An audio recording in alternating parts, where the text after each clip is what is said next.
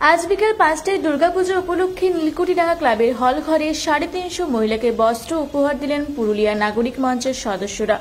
উদ্বোধনী সঙ্গীতের মধ্য দিয়ে অনুষ্ঠানের শুভ সূচনা করা হয়। উদ্বোধনী সঙ্গীত পরিবেশন করলেন সংগঠনের অন্যতম সদস্য সনত কুমার নিয়োগী।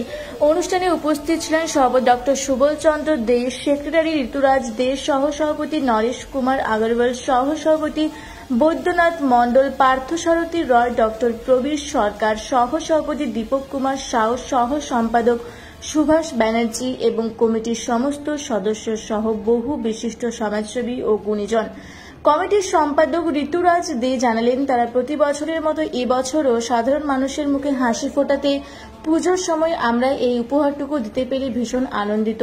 শুধু বস্ত্র উপহার নয়, সারা বছর বহু রকম সমাজসেবামূলক কাজ করে থাকেন বলে জানালেন। ৩৫০রও বেশি মহিলাকে আজ শাড়ি উপহার দিল পুরুলিয়ার নাগরিক মঞ্চ। পুজোর আগে বস্ত্র উপহার পেয়ে খুশি সকলেই।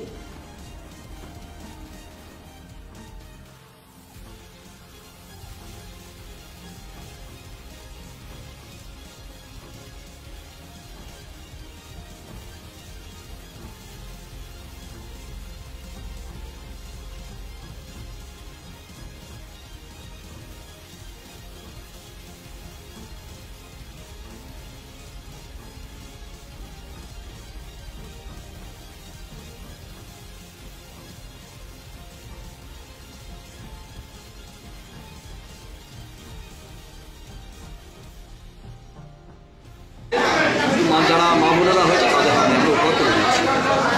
আর মোটামুটি কতজন মানুষকে আপনারা এই শাড়ি তুলে দিচ্ছেন? ৩৫০ মা বোনদেরকে আমরা আজকে শাড়ি উপহার স্বরূপ তুলে দিচ্ছি। আপনার পরিচয়? আমার পরিচয় আমি পুরুলিয়া নাগরিক মঞ্চের সেক্রেটারি ঋতুরাজ দে।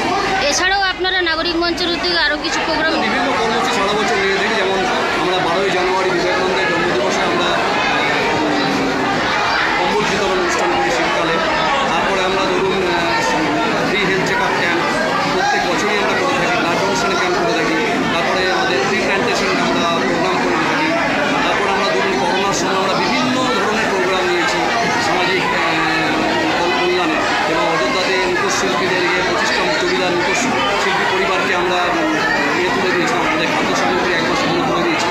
আমরা এই ধরনের অনুষ্ঠান সারা বছর বিভিন্নভাবে মানুষের পাশে সঙ্গে থেকে করার চেষ্টা করি। ধন্যবাদ।